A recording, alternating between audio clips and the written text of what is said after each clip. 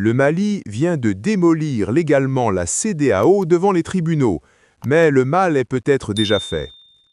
La Cour de justice de la CEDEAO a statué que ces sanctions brutales infligées au Mali en 2022 étaient complètement illégales, admettant que l'organisation n'a jamais eu l'autorité constitutionnelle pour imposer des sanctions politiques en premier lieu.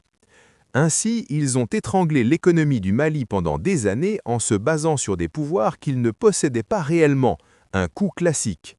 C'est cette même CEDEAO qui se préparait à envahir le Niger jusqu'à ce que le général Assimi Goïta intervienne comme un videur géopolitique et dise au président en exercice que attaquer le Niger signifiait la guerre avec le Mali et le Burkina Faso également.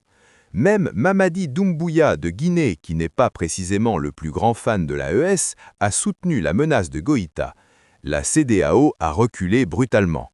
Désormais, le Mali, le Burkina et le Niger ont formé l'alliance de l'AES et ont quitté la CEDEAO pour de bon, laissant l'organisation lutter pour rester relative alors que sa propre cour expose ses abus de pouvoir.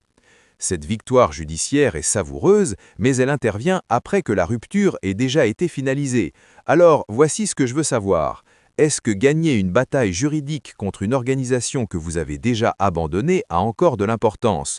Ou est-ce que le Mali est simplement en train de marquer un dernier but avant de quitter définitivement le terrain?